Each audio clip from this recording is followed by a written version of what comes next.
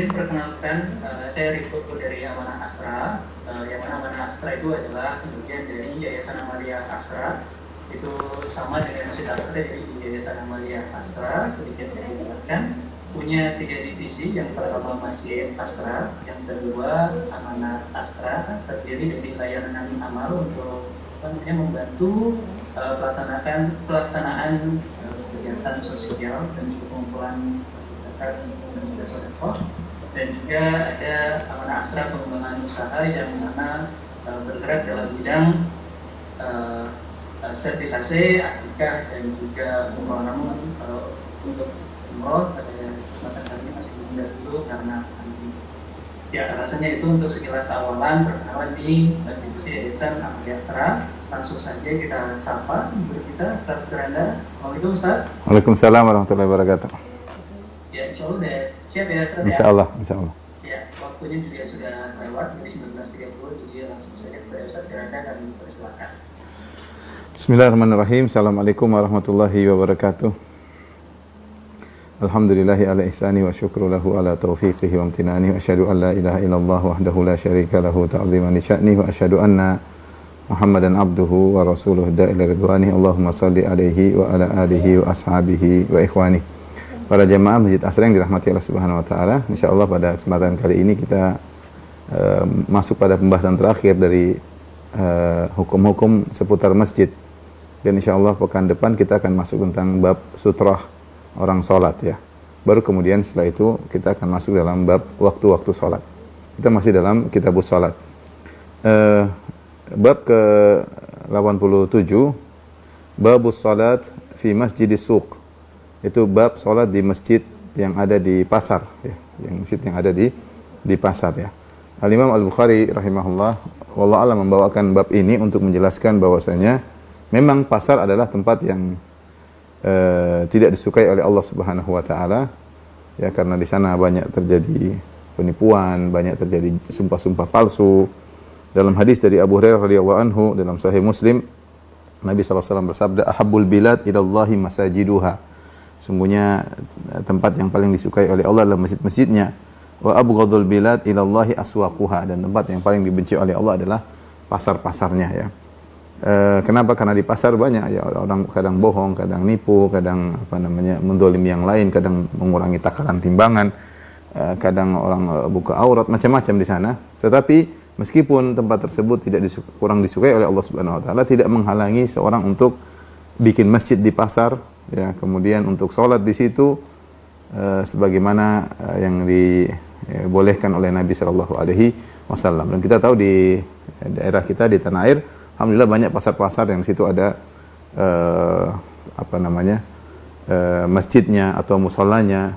Demikian juga di mal-mal ya, situ juga ada musholanya ya. Oleh karenanya ketika seorang tiba waktu sholat, hendaknya mereka sholat meskipun di masjid-masjid yang ada di pasar ya. Kemudian Imam Bukhari berkata, wa shalla Ibnu Aunin fi masjidin fi darin yughlaqu alaihimul bab. Dan Ibnu Aun itu dia sholat, Ibnu Aun seorang salaf ya. Dia sholat di suatu masjid, di rumah yang ditutup pintunya ya, kemudian mereka sholat dalam rumah tersebut ya. Mereka sholat dalam rumah tersebut. Ini salah satu pendapat ya yang menyatakan bahwasanya jika tidak memungkinkan untuk ke masjid atau jauh, boleh seorang sholat berjamaah meskipun di rumah ya. Ini tentu ada khilaf tentang masalah hukum sholat berjamaah di masjid ya. Ada yang mengatakan sunnah muakkadah, ada yang mengatakan fardu kifayah, ada yang mengatakan fardu ain, dan ada yang mengatakan yang penting berjamaah, tidak harus di masjid. Di masjidnya adalah fardu kifayah. Ada khilaf di kalangan para ulama, meskipun pendapat yang lebih kuat di antara pendapat tersebut adalah fardu ain. Hukumnya adalah fardu ain berdasarkan hadis-hadis yang tegas dalam hal ini. Tentunya kita tidak sedang bahas hal tersebut, tapi intinya ini ada khilaf di kalangan para ulama tentang hukum salat berjamaah di masjid ya. Baik, kemudian artinya Imam Bukhari mengatakan ya tidak harus di masjid yang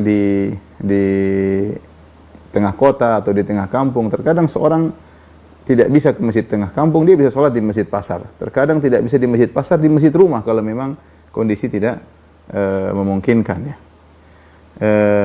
Kemudian beliau membawakan hadis. Beliau berkata, Imam Bukhari rahimahullah berkata, qala haddatsana Musaddad qala haddatsana Abu Muawiyah anil A'mash an Abi Salih an Abi Hurairah anin Nabi sallallahu alaihi wasallam qala. Dari Nabi sallallahu alaihi wasallam beliau bersabda, salatul jami' tazidu ala salatihi fi baitihi. Bahwasanya salat berjamaah ya berpahala daripada salat sendiri di rumah, wa salatihi fi suqihi. Demikian juga kalau dia sholat di pasarnya 25 darajah, 25 kali lipat ya, 25 derajat. Sholat berjamaah itu pahalanya 25 kali lipat daripada sholat sendiri di rumah atau sholat sendiri di pasarnya ya. Ini juga hadis yang dijadikan oleh sebagian ulama bahwasanya sholat berjamaah bukan fardu ain, karena Nabi mengatakan sholat di rumahnya, artinya dia sholat sendiri, atau sholat di pasarnya, dia sholat, dia tidak ke masjid tapi dia sholat di tempat jualannya, dia sholat di tokonya ya, ada orang seperti itu ya. Kata Nabi, sholat berjamaah di masjid 25 kali lipat daripada sholat dia di tokonya atau dia sholat di rumahnya. Sekali lagi ini masalah khilaf, bukan saatnya kita membahas, meskipun saya katakan yang lebih kuat bahwasanya sholat berjamaah adalah hukumnya fardu ain. Tapi ini kita akan bahas hadis ini. Intinya dia mengatakan sholat berjamaah di masjid 25 kali lipat daripada sholat di rumah atau sholat di pasar. Kenapa? Fa inna ahadakum idza tawaddaa fa ahsana. Karena jika salah seorang dari kalian berwudu, kemudian dia fa ahsana, dia sempurnakan wudunya. Wa atal masjid, kemudian dia pergi ke masjid, la yuridu illa salat. Dia tidak ingin ke masjid kecuali hendak salat. Tidak ada niat lain. Bukan untuk dagang, buat untuk yang lain, tapi dia memang ingin salat. Lam yakhtu khutwatan illa rafa'allahu biha darajah. Tidaklah dia melangkahkan kaki, satu langkah kaki, kecuali akan diangkat derajatnya, wa hatta anhu khati'ah, dan akan dikurangi dosanya, hatta yadkhulul masjid, sampai dia masuk masjid. Wa idza dakhala masjid, kalau sudah masuk masjid, kana fi salatin ma kana tahbisuhu, maka dia dihitung argo pahala sedang salat selama dia tertahan karena ingin salat. Wa tusalli alaihi al malaikatu, dan malaikat mendoakannya madama fi majlisi alladhi yusalli fihi, selama dia solat, dia nunggu di majlis yang dia solat di situ, maka malaikat terus mendoakannya.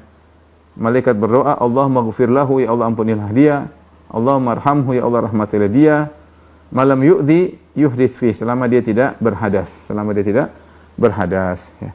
Ini hadis ya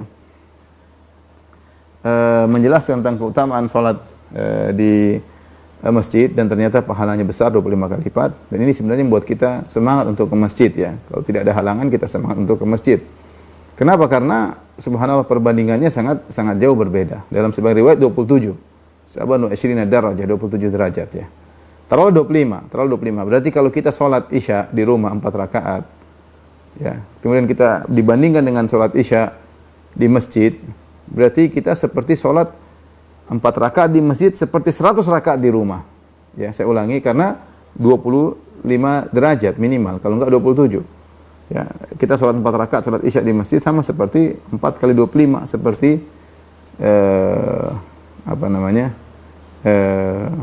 seperti 100 rakaat. Ini tentu kalau dijalani tiap hari, belum kalau 5 waktu, belum setahun ya.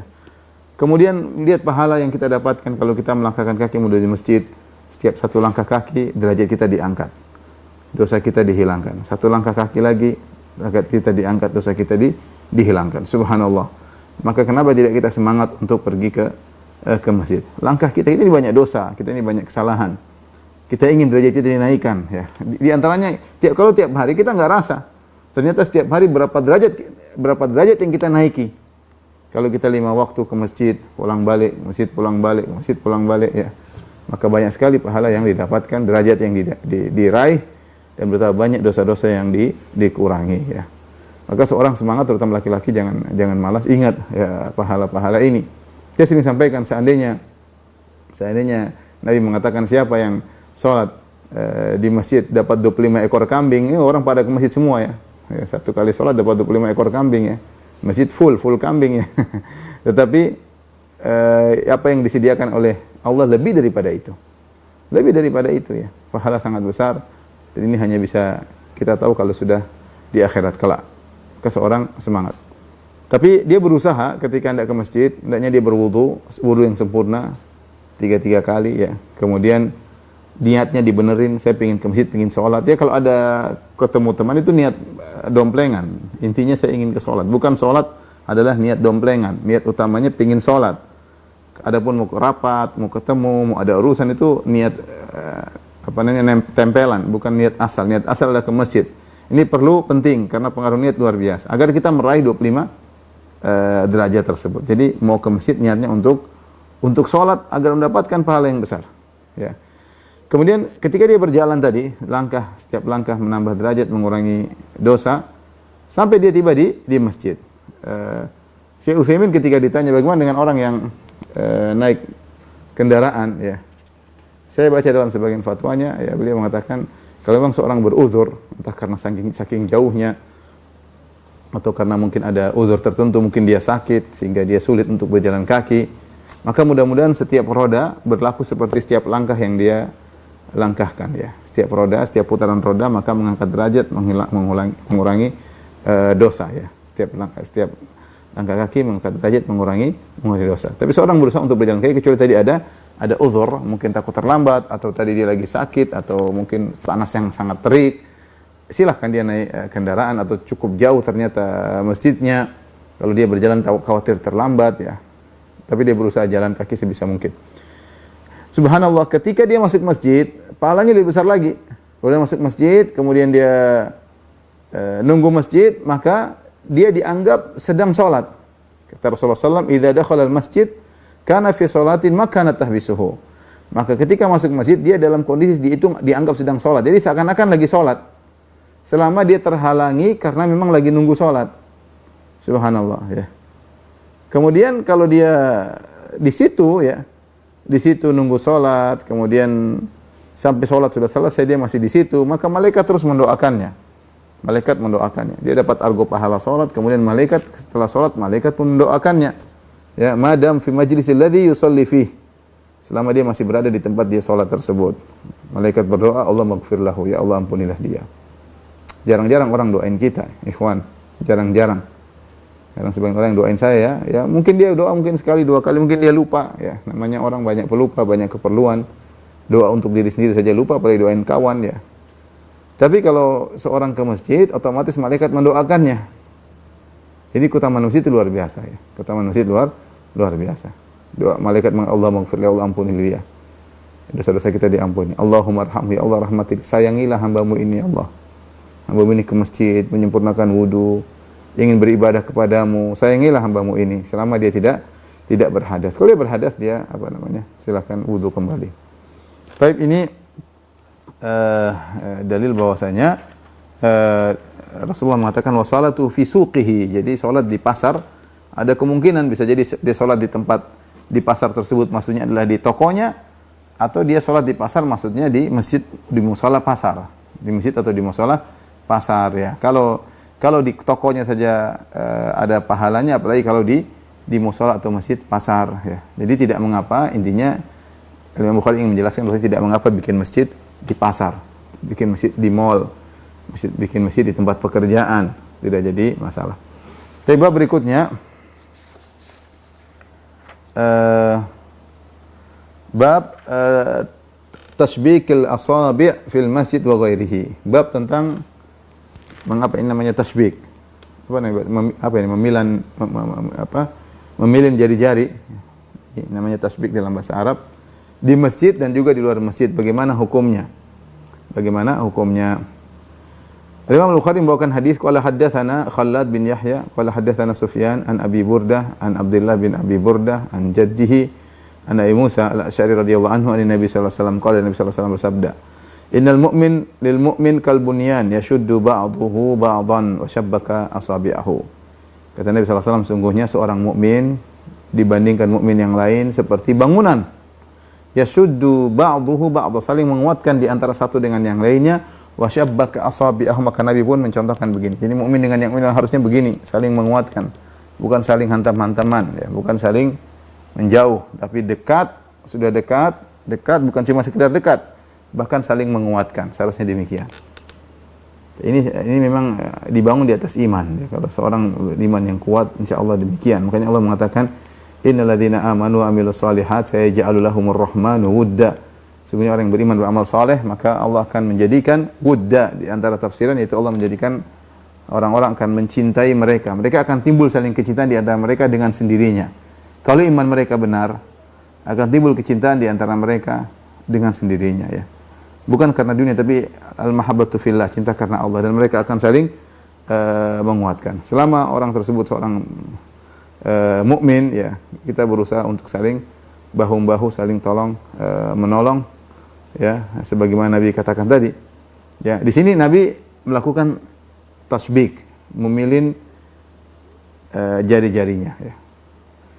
Kenapa Imam Bukhari membawakan hadis ini? Karena datang dalam sebagian riwayat larangan untuk memilin jari. Namun banyak hadis-hadisnya adalah hadis-hadis yang dhaif. Banyak di antaranya hadis-hadis yang dhaif, ya.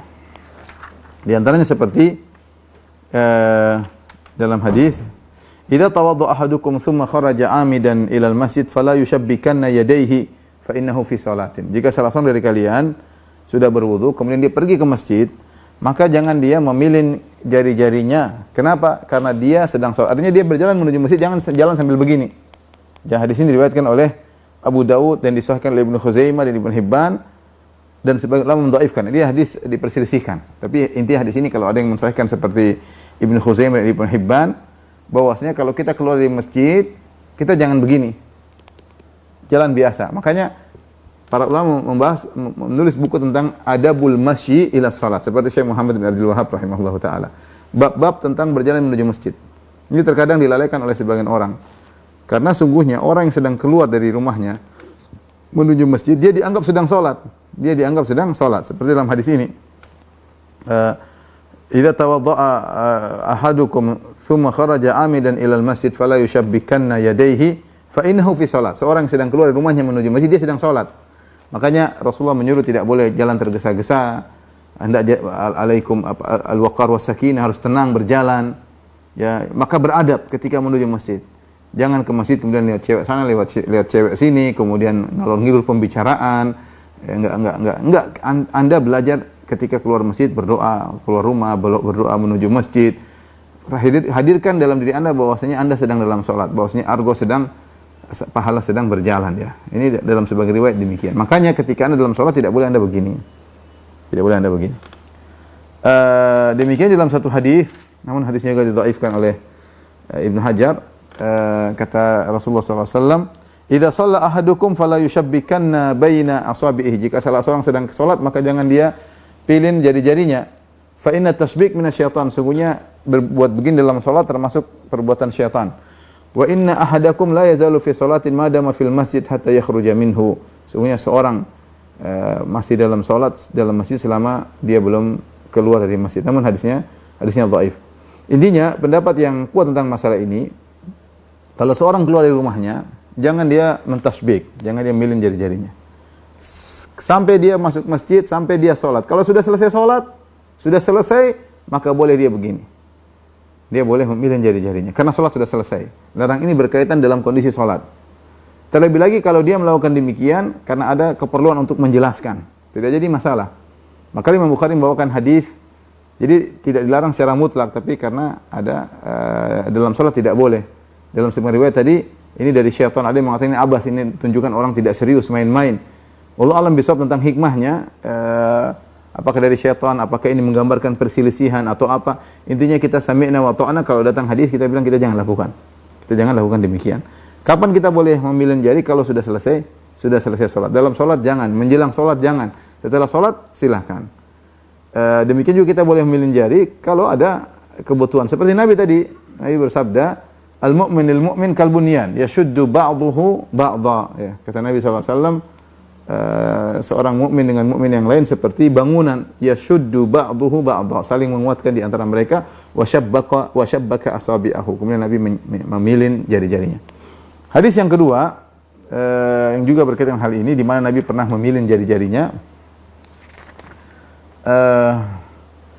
Al-Imam Al-Bukhari berkata, qala haddatsana Ishaq qala haddatsana Ibnu Shumail akhbarana Ibnu Aun an Ibni Sirin an Abi Hurairah radhiyallahu ta'ala anhu qala shalla bina Rasulullah sallallahu alaihi wasallam ihda salatai al-ashiyyi.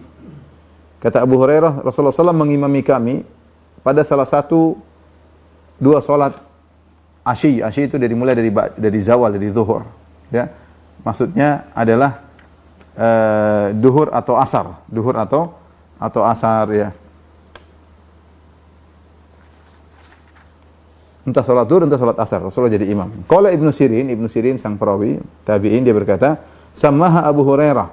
Abu Hurairah sebutin Rasulullah salat ini atau itu, walakin nasitu ana, tapi saya lupa. Yang jelas kalau enggak zuhur asar. Rasulullah salat waktu itu jadi imam zuhur atau asar, cuma saya lupa, kata Ibnu Sirin. Abu Hurairah bilang zuhur atau asar, saya lupa. Fa shalla bina rak'ataini tsumma sallam. Tetapi Rasulullah SAW salatnya 2 rakaat. Kita tahu zuhur 4 rakaat, asar juga 4 rakaat. Ini salah satunya Rasulullah pernah salat, Rasulullah cuma salat 2 rakaat sallallahu alaihi wasallam.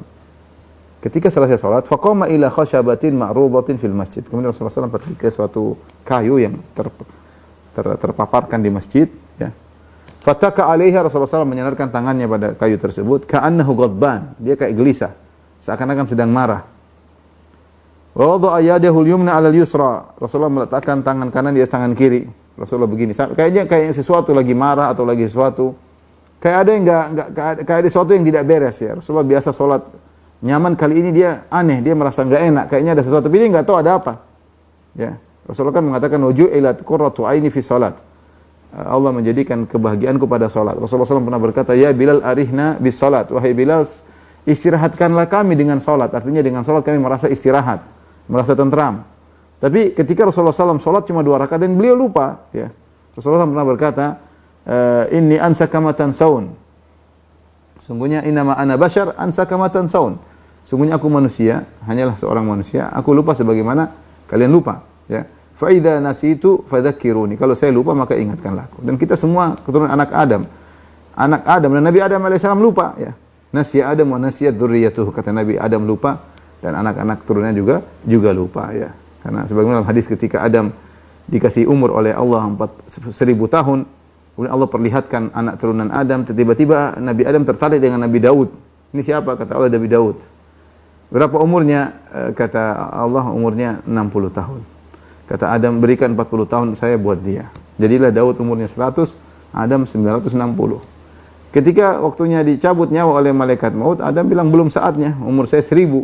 Dia lupa kalau dia sudah kasih 40 sama cucunya Daud, ya. Maka Nabi SAW ketika mengomentari di sini beliau berkata, nasiya Adam wa nasiyat dzurriyyatuhu. Adam lupa dan keturunan juga lupa. Dan Nabi Muhammad SAW juga bisa lupa. Bisa lupa. Seperti dalam dalam kisah ini, ya. Jadi Nabi mengatakan, innama ana basyarun ansaka kama tansaun. Aku ini hanya manusia, aku lupa sebagaimana kalian lupa. Fa idza nasitu, kalau aku lupa fadzakkiruni, maka ingatkanlah aku. Karena kebiasaan Nabi salat dengan tentram, dengan nyaman, dan itu kebahagiaan salat Nabi.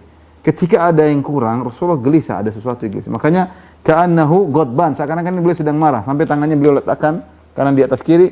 Kemudian wasyabbaka baina asabi, kemudian bukan cuma begini saja, kemudian Rasulullah menjalin. Tapi ini sudah salat, ya. Beliau menyangka sudah selesai salat.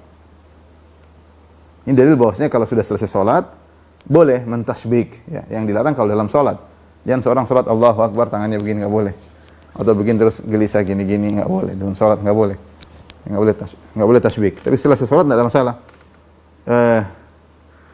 Kemudian wasyabbaka baina asabihi, Rasulullah kemudian sallallahu alaihi wasallam mentasbik, memilih jari-jarinya. Wa wada'a yadahu al-yumna ala dhahri kaffihi al-yusra, ya. Kemudian Rasulullah SAW meletakkan tangannya di atas tangan kirinya, ya. Kemudian kata sang perawi, ya,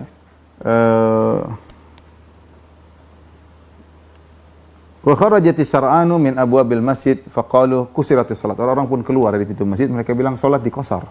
4 jadi 2. Wa fil qaum Abu Bakrin wa Umar fahaba an yukallimahu. Di situ di makmum ada Abu Bakar, ada Umar radhiyallahu anhuma. Tapi keduanya enggak enak. Ngomong ke Nabi enggak enak, mau negur Nabi, ya Rasulullah, salat 2 kan? Mereka tahu Rasulullah SAW salah, tapi memang ada kemungkinan Rasulullah SAW lupa, ada kemungkinan ada hukum baru turun sehingga sholat dikosor. Tapi intinya mereka nggak enak mau ngomong, segan. Ya habahu itu artinya mereka fahaba, mereka segan untuk ngomong kepada Nabi SAW. Akhirnya nggak ada yang berani ngomong karena segan kepada Nabi SAW. Wa fil qaumi rajulun fi yadayhi tulun yuqalu lahu dzul yadain. Ada seorang di antara para makmum, ada seorang yang tangannya agak panjang daripada yang normal, dikenal dengan dzul yadain, yaitu orang yang memiliki tangan, dua tangan, yang pemilik dua tangan. Kenapa disebut dia dengan pemilik dua tangan? Karena tangannya agak panjang daripada normal. Orang ini cirinya dzul yadain ya. Ini bukan untuk menghina tapi untuk mencirikan ya. Disebut dzul yadain yaitu pemilik dua tangan. Semua orang juga punya dua tangan. Tapi kenapa dia disebut dengan pemilik dua tangan? Karena tangannya ada agak panjang daripada biasanya. Sehingga dikenal dengan yuqalu lahu, orang itu dikenal dengan dzul yadain, pemilik dua tangan. Maka dia datang, dia berkata, "Ya Rasulullah, anasita am qusiratis salat?" Ya Rasulullah, dua kemungkinan. Engkau lupa atau memang salat dijadikan qasar karena ada wahyu hukum baru sehingga 4 jadi 2. Rasulullah SAW merasa dia tidak salah, dia mengatakan lam ansa wa lam tuksar. Aku tidak lupa dan salat tidak dikosor. Kemudian beliau agak ragu, beliau berkata, akama yaqulu dzul yadain? Benarkah salat dikosor jadi 2? Seperti dikatakan oleh dzul yadain. Faqalu na'am, orang para sahabat yang mengatakan, "Iya Rasulullah." Ketika Rasulullah sadar bahwasanya dia salat 2 rakaat, fataqaddama, Rasulullah maju lagi, takbir lagi, fa shallama taraka. Maka Rasulullah lanjutkan 2 rakaat yang tersisa. Padahal sudah ngomong-ngomong nih. Sudah ngomong-ngomong kemudian lanjut. Tsumma taraka, tsumma sallam, ya. Fa shallama taraka, tsumma sallam. Kemudian beliau salat, kemudian beliau salam. Tsumma kabbara, kemudian beliau sujud sahwi. Setelah salam, assalamualaikum warahmatullahi wabarakatuh, beliau takbir, Allahu akbar. Tsumma kabbara wa sajada mithla sujudihi aw atwal. Kemudian beliau sujud seperti sujud biasa atau lebih lama. Tsumma rafa'a ra'sahu, kemudian beliau angkat kepala wa kabbar. Allahu akbar. Kemudian sujud kedua kali, kan sujud sahwi 2 kali. Tsumma kabbara wa sajada mithla sujudihi aw atwal. Kemudian beliau sujud lagi seperti sujud yang biasa atau lebih panjang. Tsumma rafa'a ra'sahu wa kabbar. Kemudian Allahu akbar, angkat lagi kedua tangannya. Farubbama sa'aluhu. Mereka bertanya kepada sang perawi. Tsumma salam, kemudian salam lagi enggak Nabi sallallahu alaihi wasallam? Ya. Fayaqul nubbi'tu anna Imran bin Husain qala tsumma salam.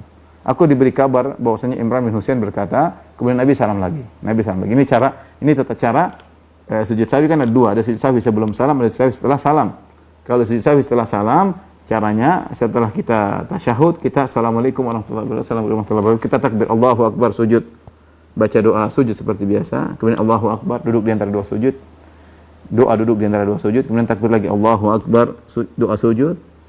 Kemudian takbir lagi Allahu akbar, duduk di antara 2 sujud, kemudian salam lagi. Assalamualaikum warahmatullahi wabarakatuh. Assalamualaikum warahmatullahi wabarakatuh. Ini adalah sujud sahwi setelah salam. Dan sebagaimana pendapat yang kuat, sujud sahwi setelah salam kalau melakukan tambahan.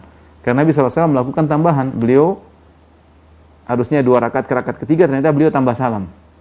Salam dulu, ternyata sholat belum selesai. Jadi ada tambahan salam. Taib, ikhwan dan akhwat yang rahmatillah subhanahu wa ta'ala, intinya Rasulullah SAW melakukan tasbih. Rasulullah melakukan tasbih. Di antara faedah yang bisa kita ambil dari hadis ini bahwasanya jika seorang lupa, dia merasa sholat sudah selesai, dia ngobrol, masih kurang, kamu masih kurang 1 rakaat. Oh, masa? Ya sudah, dia tinggal lanjutin aja. Tinggal lanjutin 1, tambah 1 aja, enggak usah ulang dari awal, tambah 1 saja, kemudian dia sujud sahwi setelah salam, ya. Sujud sahwi setelah salam. Ada Syekh Utsaimin menyampaikan ya.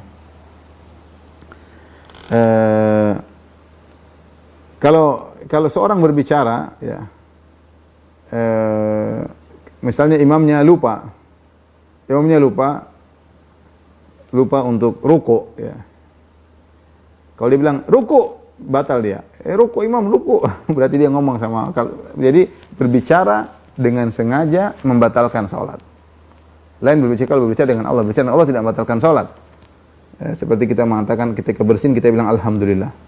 Tapi kalau ada orang jawab yarhamukallah, itu membatalkan salat jika dia ngomong sama kita. Tapi kalau kita yang bilang alhamdulillah, kita sedang memuji Allah. Kata Syekh Utsaimin rahimahullah taala, kalau misalnya ada imam lupa ya, kemudian diingatkan dia tidak paham, dia lupanya bingung, dia lupa apa? Maka kalau dia lupa ruku, enggak boleh kita bilang irka, ruku enggak boleh. Ya, tetapi kita bilang misalnya ya ayyuhalladzina amanu rka'u wasjudu. Ya ayyuhalladzina amanu rka'u. ingatkan bahwasanya yang dia lupa itu ruku. Kita baca ayat misalnya tidak jadi masalah, ya.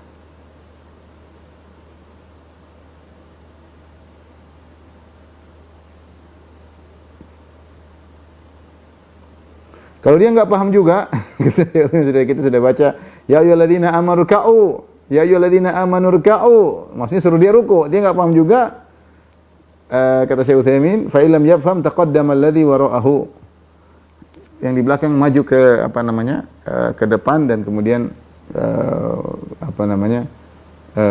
memberi teguran ya, agar dia paham. Baik, ikhwan dan akhwat yang dirahmati Allah Subhanahu wa taala, ini bab tentang tasbih. Intinya seorang tidak boleh ketika hendak menuju ke masjid tidak boleh tasbih sampai selesai salat. Kalau selesai salat boleh. Adapun di luar dari salat boleh kita melakukan tasbih, apalagi dalam rangka untuk menjelaskan sesuatu sebagaimana Nabi tadi menjelaskan seorang mukmin dengan mukmin yang lain harusnya saling menguatkan. Tapi kita masuk pada bab yang terakhir pada kesempatan kali ini. Bab ini cukup panjang. Ini ada sekitar 9 hadis. Intinya tentang nama tempat-tempat ya, tentang tempat ini, tempat anu. Tapi saya bacakan saja, saya jelaskan semampunya karena banyak dari tempat-tempat tersebut kata Ibnu Hajar rahimahullah sudah indatharat, yaitu sudah punah, sudah tidak ada lagi, sudah tidak bisa dibedakan karena adanya bangunan-bangunan, adanya pembangunan, adanya perubahan, adanya longsor, adanya banjir. Sehingga banyak tempat-tempat tersebut mengalami perubahan. Itu tempat-tempat yang pernah disinggahi oleh Nabi untuk salat. Ini tentang tempat-tempat yang pernah disinggahi Nabi oleh salat. Tapi Nabi bukan sengaja, tapi Nabi kebetulan singgah situ, Rasulullah salat di situ. Bab al-masajid allati ala turuqil Madinah. Bab tentang masjid-masjid yang berada di jalan menuju kota Madinah. Itu Madinah ke Mekah atau Mekah ke Madinah. Rasulullah SAW safar menuju kota Madinah atau keluar dari kota Madinah, itu ada tempat-tempat lokasi-lokasi masjid-masjid kecil yang Rasulullah pernah salat di situ. Ya. Ala turuqil Madinah, itu jalan menuju Madinah atau jalan keluar Madinah. Wal mawadhi' allati shalla fiha Nabi sallallahu alaihi wasallam. Demikian juga tempat-tempat, bukan cuma masjid, ada yang dibangun masjid, ada yang cuma lokasi-lokasi Rasulullah SAW pernah salat di situ. Shalla fiha Nabi sallallahu alaihi wasallam. Kita bacakan hadisnya. Imam Bukhari berkata, qala haddatsana. Jadi ada tempat-tempat yang Rasulullah pernah salat dibangun masjid. Ada tempat-tempat yang tidak dibangun masjid, tapi Rasulullah pernah salat di situ. Imam Bukhari berkata, qala haddatsana Muhammad bin Abi Bakar Al-Muqaddami, qala haddatsana Fudail bin Sulaiman, qala haddatsana Musa bin Uqbah, qala ra'aitu Salim bin Abdullah yataharra amakina min at-tariq fa yusalli fiha. Kata Musa bin Uqbah, aku melihat Salim bin Abdullah, itu Salim putranya Ibnu Umar, Salim bin Abdullah bin Umar. Salim putranya Ibnu Umar, Ibnu Umar putranya Umar bin Khattab. Ibnu Umar sahabat.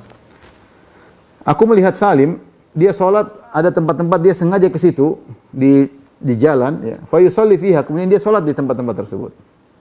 Kemudian Salim bercerita, wa yuhadditsu anna abahu kana yusalli fiha. Salim menjelaskan, bapakku dulu di sini, Ibnu Umar dulu sengaja sholat di sini.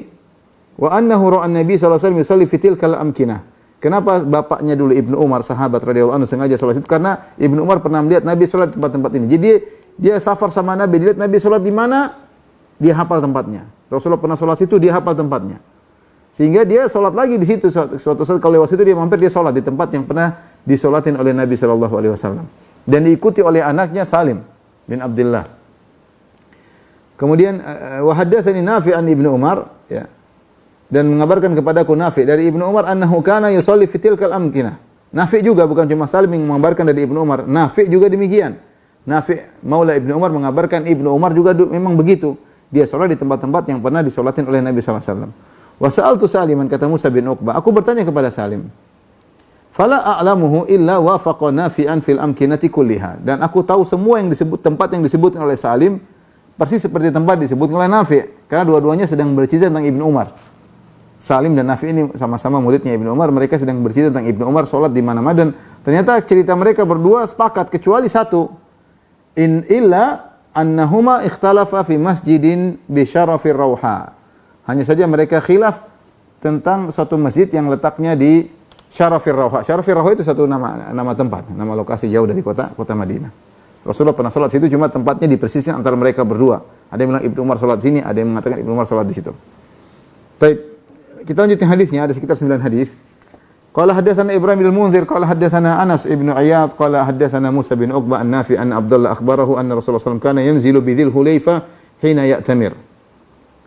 Bahwasanya Ibnu Umar mengabarkan bahwasanya Rasulullah SAW mampir di Dzul Hulaifah. Dzul Hulaifah adalah mikotnya kota Madinah yang dikenal dengan Abyar Ali sekarang. Ketika hina ya'tamir, ketika Nabi umrah. Demikian juga fi hajjati hina hajja. Ketika haji juga demikian Rasulullah mampir ke mikot. Mikotnya adalah Dzul Hulaifah. Tahta samuratin fi mawdhi'il masjid ladzi bi Dzul Hulaifah. Rasulullah mampir di mana? Mampir di sebuah pohon berduri di tempat masjid sekarang yang ada di Dzul Hulaifah. Dulu ada suatu masjid mungkin kecil zaman dulu dibangun di situ. Situlah tempat Nabi dulu singgah. Sekarang masjid sudah besar. Hampir lembah itu semua jadi masjid. Sekarang masjid mikot ya. Dulu ada tempat masjid yang tidak besar. Situlah tempat Nabi dulu singgah ketika di Dzul Hulaifah di Bir Ali. Wa kana idza raja'a min ghazwin kana fi tilka at-tariq aw hajjin aw umrah habata min batni wadin. Ya. Fa idza dhahara min batni wadin anakha bil batha allati ala shafiril wadi syarqiyyah fa arrasa thumma hatta yusbih. Laisa indal masjid alladhi bi hijaratin wala ala al-akmati allati 'alayha al-masjid kana thamma khalijun yusalli Abdullah indahu. Kemudian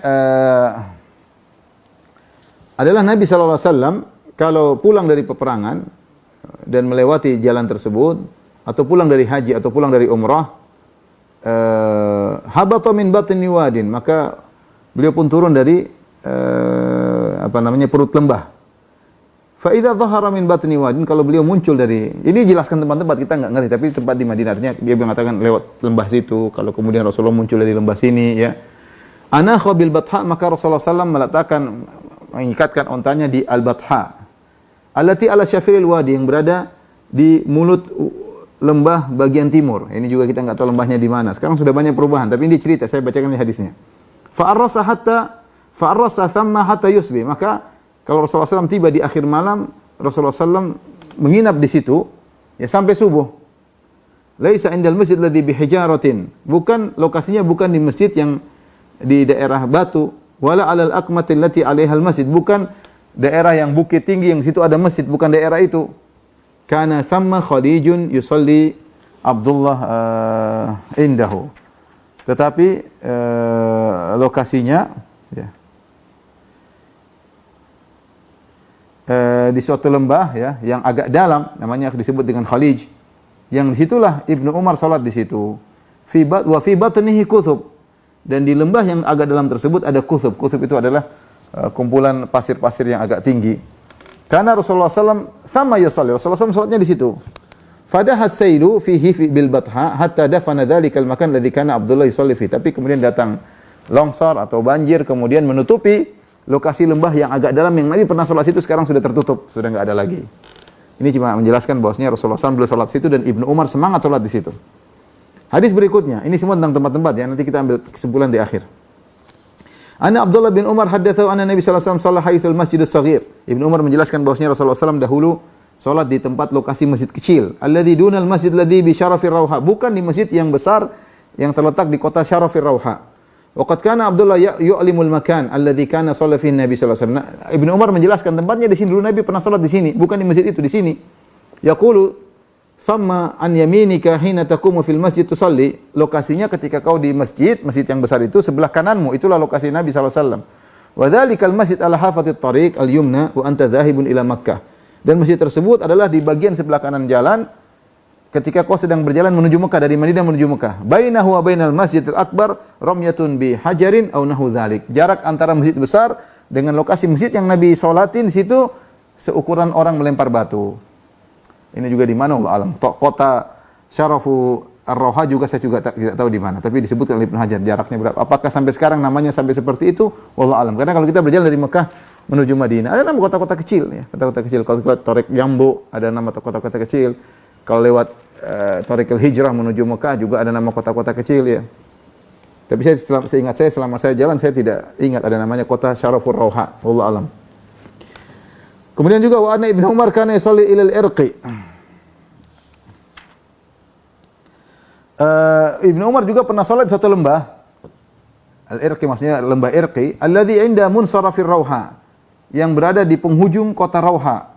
Wa dzalikal irku intihau tarfihi, dan lembah tersebut adalah di ujung kota Rauha. Ala hafatit tariq, di pinggir jalan, dunal masjid ladzi baina wa bainal munsaraf. Sebelum masjid yang apa namanya? Sebelum masjid ketika wa anta dzahibun ila Makkah, sebelum masjid yang besar, ketika kau berjalan menuju Makkah.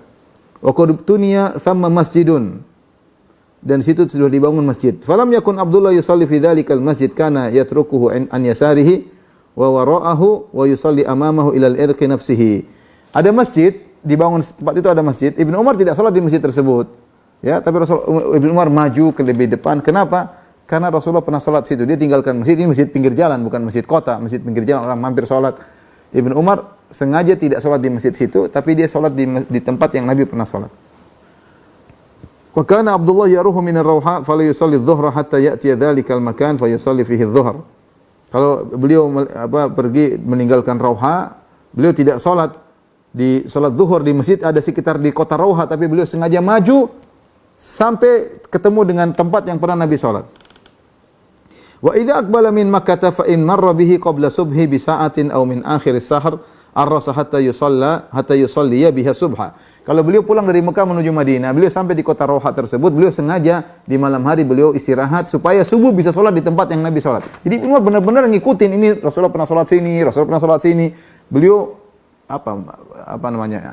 napak tilas tempat-tempat sholat Nabi pernah sholat, dan beliau sengaja sholat di situ. Ya. Wa anna Abdullah haddatsahu anna Nabi sallallahu alaihi wasallam kana yanzilu tahta sarhatin dhakhmatin duna Ruwaithah an yaminit. Ini semua nama-nama tempat ya. Saya mau sampaikan sama saja. Saya tidak paham, antum juga tidak paham. Tapi ini intinya ini, hadis ini masih ada 1 2 3 4 5 6 hadis lagi. Saya khawatir waktu tidak cukup ya. Intinya Ibnu Umar beliau semangat untuk salat di lokasi-lokasi yang Nabi pernah salat di situ. Dan ini disebut oleh para ulama fikihnya Ibnu Umar, ijtihadnya Ibnu Umar sendirian. Para sahabat yang lain tidak ada seperti Ibnu Umar. Karena mereka tahu bahwasanya Nabi SAW ketika sholat tempat-tempat tersebut, kebetulan bukan Rasulullah SAW sengaja untuk melazimi tempat tersebut. Kebetulan mampir di situ, Rasulullah sholat di situ, kemudian mungkin ada sebuah pohon, Rasulullah sengaja tidur di situ, sholat di situ. Bukan Rasulullah mengatakan tempat ini ada keberkahan khusus, maka sholatlah di sini. Dan Rasulullah tidak pernah mengisyaratkan demikian. Oleh karenanya para sahabat yang lain tidak ada yang paham seperti pahamnya Ibnu Umar. Ini ijtihadnya Ibnu Umar.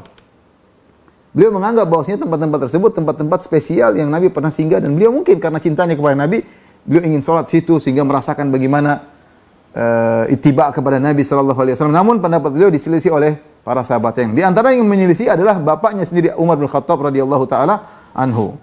Dan ini dinukil oleh Ibnu Hajar rahimahullahu taala.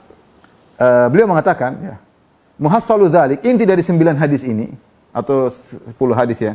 Anna Ibnu Umar kana yatabarraku bitilkal amakin. Ibnu Umar mencari berkah dari tempat-tempat tersebut. Wa tashadduduhu fil ittiba' masyhur, dan beliau tasyaddud, bersungguh-sungguh dalam mengikuti Nabi dikenal ya.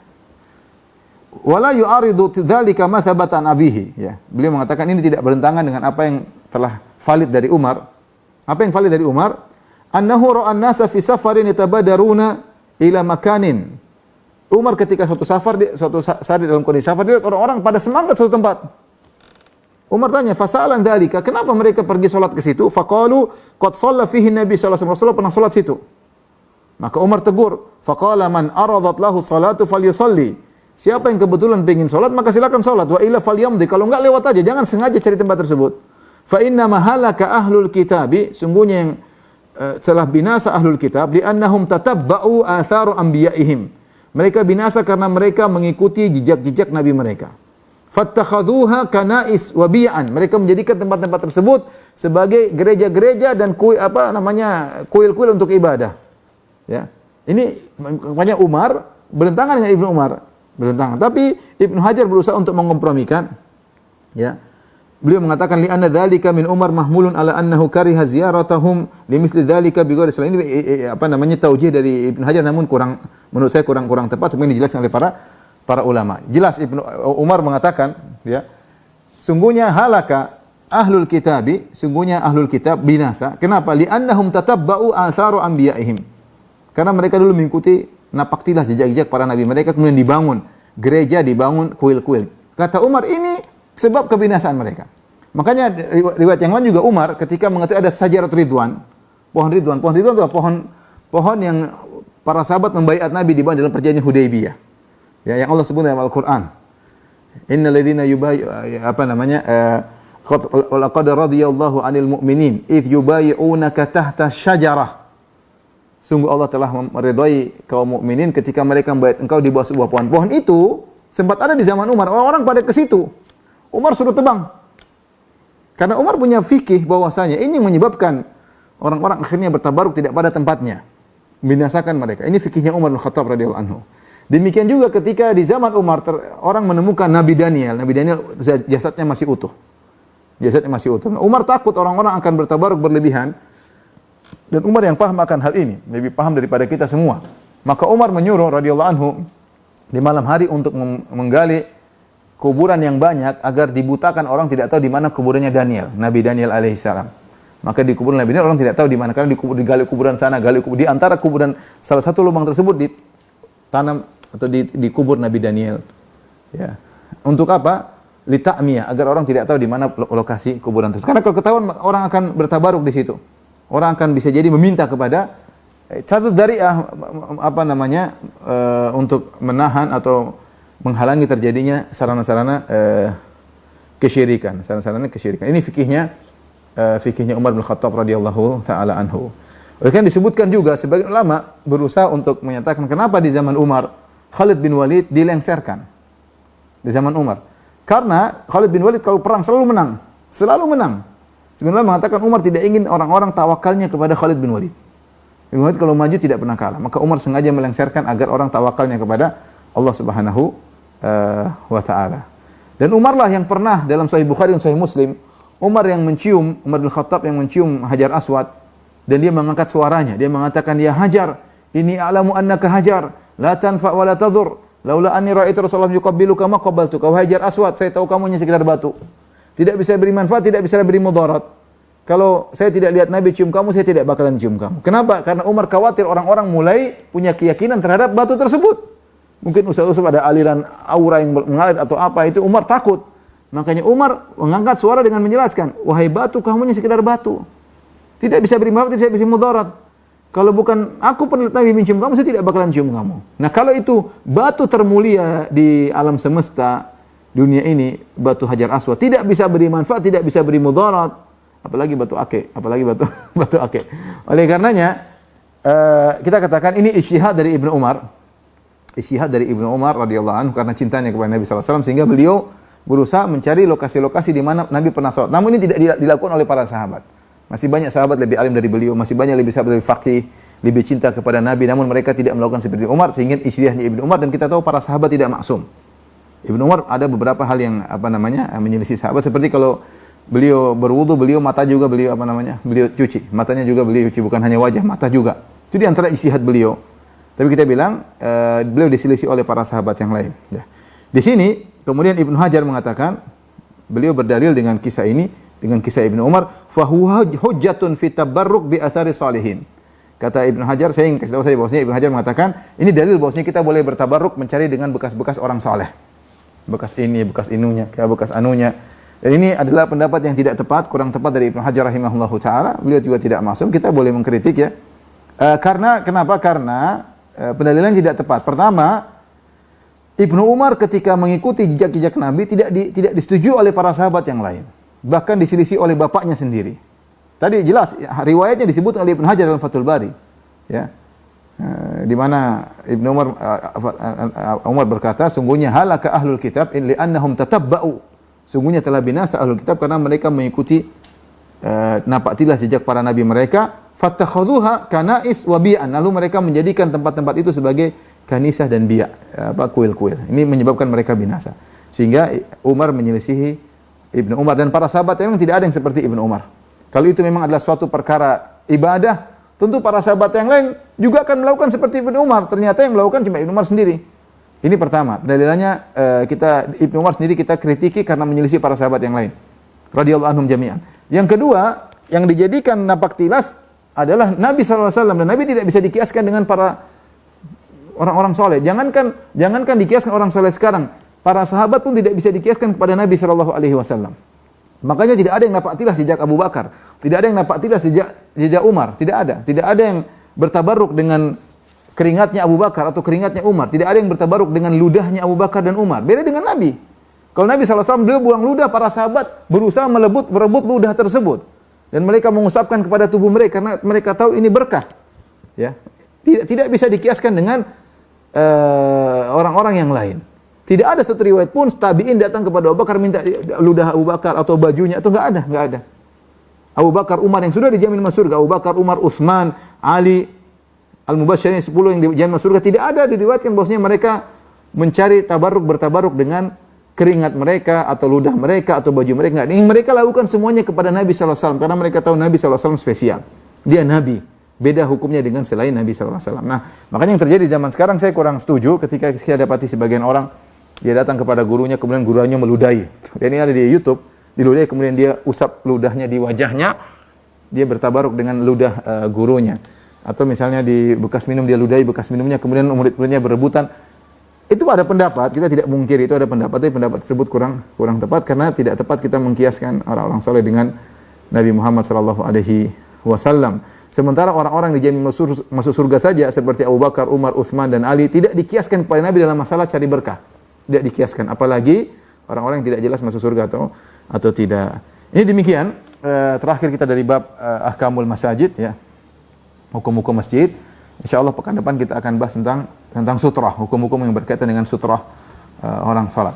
Wallahu a'lam bishawab. Kalau ada yang bertanya saya persilakan. Ya.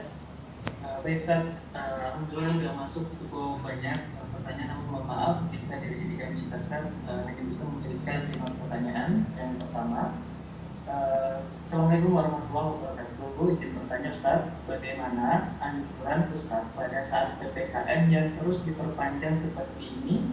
Apakah boleh berjamaah ke masjid yang tidak menerapkan jarak protokol kesehatan, namun kita ikhtiar tetap menggunakan masker saat ke masjid? Wallahu a'lam bishawab. Kalau memang saya rasa saya dengar-dengar tidak begitu ketat, masjid boleh ya. Kalau tidak pemerintah tidak ketat, misalnya tidak kalau lagi tinggi-tingginya mungkin agak ketat. Saya tidak tahu. Kita berusaha ngikutin peraturan pemerintah ya. Pemerintah tentu dengan berbagai macam pertimbangan. Kalau semua ini melanggar, maka tidak jalan ya. Alhamdulillah dengan PPKM ini kita mengakui bahwasanya sangat turun ya. Sangat turun adanya penularan dan alhamdulillah ya. Masjid-masjid mulai dibuka, kita berusaha menerapkan protokol kesehatan ya, agar kenyamanan itu terus ada, jangan sampai kita beri mudarat kepada orang lain, karena kita mengakui bahwasanya ya, subhanallah hari ini teman saya ada yang sakit, saya kasihan banget, maksudnya saya nggak bayangkan kalau dia ada sesuatu terjadi ya bagaimana, kasihan ya. Ada beberapa waktu silam, beberapa minggu lalu lagi rame-ramenya teman saya telepon dari satu daerah, bukan di Jakarta. Ustaz, ada teman ke masjid, dia sakit tapi dia tidak merasa sakit, dia menganggap itu bukan. Ternyata dia corona. Akhirnya satu masjid kena. Ada yang meninggal di antara mereka. Dianya mungkin enggak karena dia merasa mungkin OTG atau apa. Temannya yang agak tua meninggal, kan kasihan. Tinggal meninggal, istrinya jadi janda. Anak-anak kecil jadi yatim ya. Maksud saya kita mengakui bahwasanya sama-sama kita akui bahwasanya dalam kasus corona ada OTG. Yang lebih parah lagi OTG tersebut terkadang hari pertama, hari kedua, karena namanya virus dia melama inkubasi dan dia baru nampak gejalanya pada hari keempat, hari kelima. Contoh kasus, kemarin teman saya ketemu saya juga, dia cerita, Ustadz, saya kontak dengan orang COVID, setelah kontak dia telepon, atau saya ketahuan dia COVID, akhirnya saya langsung periksa PCR hari itu. Besok hasilnya keluar, ternyata negatif. Ya memang belum inkubasi. Akhirnya dia main sepeda rame-rame, temannya semua kena, kemungkinan dari dia. Karena dia sudah OTG, dia baru nampak gejalanya hari keempat, hari kelima. Jadi bisa jadi orang kena hari pertama, hari kedua, belum kelihatan, hari kelima baru kelihatan. Ya, oleh karenanya Anda mau merasa kena atau tidak, Anda nggak tahu. Sehingga berusaha seorang tetap protokol kesehatan ya. Karena bisa jadi, saya katakan tadi ini kejadian nyata, maksud saya, Anda tidak merasa kena, gejala Anda baru muncul hari keempat, hari kelima. Ketika hari pertama ada kontak sama orang, Anda sudah menularkan kepada orang lain. Anda sudah menularkan kepada orang. Ini kasus teman saya sendiri. Jadi dia cerita dia kontak sama orang COVID, dia langsung tes PCR, Hari kedua nggak ada apa-apa. Dia main sama teman-teman kumpul semua. Itu teman semua dia karena rame-rame semuanya kena COVID. Ternyata dia positif setelah itu. Ya kalau ternyata ada yang meninggal, ada yang kemudian kan kita gimana ya perasaan kita kalau di posisi dia. Maka kita sama-sama sepakat. Maksud saya kita harus sepakat dulu pada satu perkara. Kalau nggak sepakat ya sudah. Kita sepakat COVID ada. Kalau nggak sepakat ya sudah percuma. Sepakat COVID ada nggak? Kalau ada sepakat oke. Sepakat nggak ada OTG. Kalau sepakat ada OTG, maka terapkan protokol kesehatan. Kecuali antum bilang OTG nggak ada. Kalau OTG ada gampang, yang sakit jangan ke masjid, yang nggak sakit silakan ke masjid, rapat nggak ada masalah. Nah, kita sama-sama sepakat ada OTG masalahnya. Ada orang yang OTG, menularkan sementara gejalanya belum muncul. Selama itu ada, maka ada kemungkinan, dan kita punya kaidah bahwasanya daf'ul madarrah muqaddam ala jabil masalih, menghilangkan kemudaratan lebih utama dari mengambil kemaslahatan. Kita tahu bahwasanya merapatkan saf hukumnya sunnah, tapi menyelamatkan jiwa itu juga perintah banyak. Kita saja menyelamatkan jiwa ini kita boleh makan babi kalau memang mudarat, kalau dalam kondisi darurat supaya jiwa selamat kita boleh makan babi. Sampai kalau kita Ramadan kita boleh enggak puasa demi menyelamatkan jiwa. Nah, karena ada OTG tersebar, mau di kantor, mau di masjid, di mana-mana, kita jaga jarak. Itulah fungsi jaga jarak, fungsi pakai masker. Untuk menghindarkan dari hal tersebut. Ya. Justru, kita bilang, ini perhatikan, justru penularan terjadi, kebanyakannya bukan karena orang yang sudah ketahuan, kebanyakan karena OTG. Ya kalau orang tahu kita nggak mau ketemu. Kenapa kita ketemu salaman? Karena dia tidak bergejala. Dan itulah penularan yang terjadi, kebanyakannya karena kasus OTG, bukan kasus yang orang nampak. Kalau orang nampak justru hati-hati, dia akan sepanggil. Ketika tidak ada gejala, dia cuek aja, akhirnya malah tersebar.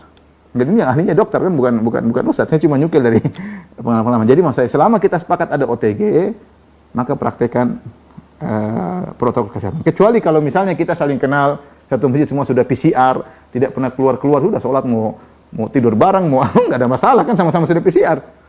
Tapi kalau tidak, ya jangan sampai kita mudaratkan orang. Kalau Anda yang meninggal sendiri nggak ada masalah. Kalau Anda membuat janda, menimbulkan anak yatim, kasihan. Betapa sedih kalau orang ini, orang telepon saya nangis-nangis, suami saya kan kasihan. Maka saya bilang maksudnya silakan ke masjid, terutama sekarang. Insyaallah kita ke masjid ya. Protokol kesehatan ya. Enggak ada salah. Ini kan sunnah, tidak sampai wajib. Menyelamatkan jiwa lebih utama daripada kita maksa nerapkan sunnah. Ternyata ada resiko ya. Dan orang banyak kena di masjid ya. Meninggal bahkan gara-gara kena di masjid. Ini bukan omong kosong, beneran ya. Ya oleh karenanya mending kita bisa nyaman ke masjid, bisa sholatnya sah. Jadi enggak diskusi kecuali kalau Nabi bilang bahwasanya rapat sholat, kalau tidak rapat sholat tidak sah, itu lain cerita. Baru kita bahas ini darurat atau tidak. Ya, selama ternyata perkaranya sunnah tidak sampai wajib. Ya, Nabi memang suruh rapatkan. Nabi suruh rapatkan kondisi normal. Kita sepakat kalau dalam kondisi normal nggak ada khilaf. Kita kan sedang berselisih sekarang ketika dalam kondisi tidak normal. Kaidah mengatakan daf'ul madarrah, menghilangkan kemudaratan lebih utama dari mengambil kemaslahatan. Tapi kita tidak bisa diskusi kecuali kepada orang yang sepakat sama kita. Sepakat ada COVID nggak? Kalau dia bilang nggak ada COVID, sudah nggak usah diskusi. Yang kedua, ente sepakat ada COVID, oke sepakat. Sepakat ada OTG nggak? Kalau ada OTG ya berarti protokol. Kalau ente bilang nggak ada OTG ya rapat aja. Kalau ada yang sakit ya nggak boleh. Tapi ternyata ada OTG. Ya untuk menghindar supaya kita jaga-jaga ya dengan protokol kesehatan.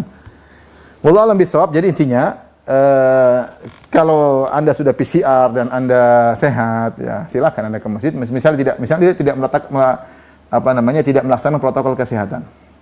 Ya itu urusan Anda ya. Urusan Anda, saya tidak terserah Anda merasa aman, merasa kuat, Anda tidak menularkan kepada yang lain, ya silakan aja. Silakan aja. Tapi kalau bisa protokol lebih baik karena kita membantu program pemerintah untuk mengurangi adanya orang yang terkena. Ya, kasihan, bener pedih orang yang kehilangan orang yang dia cintai ketika gara-gara COVID ini ya. Wallahu a'lam bishawab. Untuk pertanyaan yang kedua, Ustaz, dari Abu Maryam, Ustaz, kalau akad nikah di masjid itu disunahkan atau sekedar boleh saja? Di masjid disunahkan atau boleh saja? Wallahu a'lam bishawab ya. Kalau saya tidak tahu ada dalil disunahkan ya. Saya tidak tahu ya. Wallahu a'lam bishawab ya. Wallahu a'lam bishawab. Yang berikutnya. Ya. Pertanyaan ketiga, Ustaz. Assalamualaikum. izin bertanya Ustaz, bagaimana jika kita masuk masjid tapi tidak ada jamaah yang datang, kita yang azan, iqamah dan imam, apakah kita mencatat pahala berjamaah? Insya Allah, karena itu kebiasaan kita. Allah menilai suatu kebiasaan. Suatu orang kalau kebiasaan, dia selalu ke masjid dan selalu dapat jamaah. Qadarul dia pergi ke masjid, orang nggak ada yang ke jamaah, dia sholat sendiri. Insya Allah dia dapat pahala apa? Berjamaah. Ya. Paling tidak dia ke masjid dan dia sudah langkah kaki dia itu sudah jelas. Dapat pahala, diangkat derajat, dikurangi dosa sudah jelas. Sampai di sana kalau ternyata tidak ada jamaah, dia ini sudah menunggu waktu yang ditoleransi. Dan tidak ada, sholat aja sendiri. Mudah-mudahan dapat sholat, dapat pahala berjamaah karena itu kebiasaan dia. Allah alam bisawab. Pertanyaan keempat, Ustaz, mau tanya, bolehkah safar ke selain 3 masjid, yaitu Masjidil Aqsa, Masjid Nabawi, dan Masjidil Haram? Seperti misalnya safar ke Masjid Agung Surabaya, apakah berdosa, Ustaz? Kalau safar untuk dalam beribadah nggak boleh, artinya merasa itu adalah suatu tempat berkah, enggak boleh. La tusyaddur rihal ila salasati masajid. Tapi kalau tidak boleh bersafar kata Nabi kecuali pada 3 masjid. Adapun kalau kita sana ada keperluan, pingin tahu ornamennya, pingin lihat sejarahnya nggak ada masalah.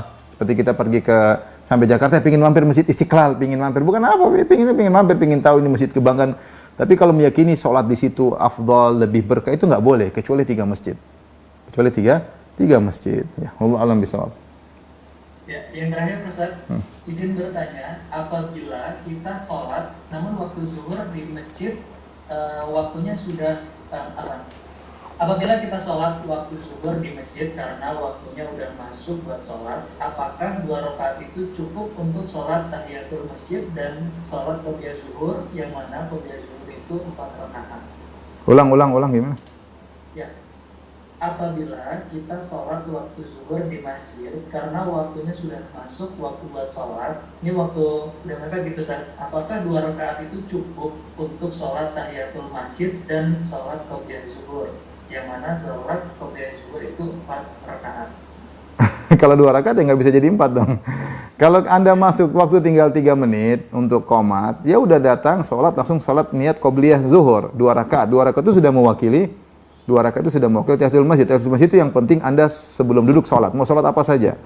Jadi jangan niatkan tahiyatul masjid, niatkan langsung sholat qobliyah subuh dan itu sudah mewakili tahiyatul masjid. Karena kalau Anda niatkan tahiyatul masjid, berarti Anda harus sholat lagi, niatkan 2 rakaat lagi, sementara waktu sudah tidak mencukupi. Tapi taruhlah Anda sholat dan Anda biasanya 4 rakaat, Anda sholat 2 rakaat. Kemudian setelah itu qomat, 2 rakaat tadi qobliyah zuhur sudah mewakili tahiyatul masjid, kemudian qomat, Anda bisa mengqadha. Boleh mengqadha setelah sholat rawatib yang benar boleh diqadha. Wallahu a'lam bishawab. Demikian apa yang saya sampaikan kepada jamaah Masjid Asr. Insyaallah kita berjumpa di pekan depan biiznillah taala dalam bab yang baru tentang bab abwab sutratul musalli, tentang sutrah, hukum-hukum sutrah. Wallahu a'lam bishawab. Assalamualaikum warahmatullahi wabarakatuh.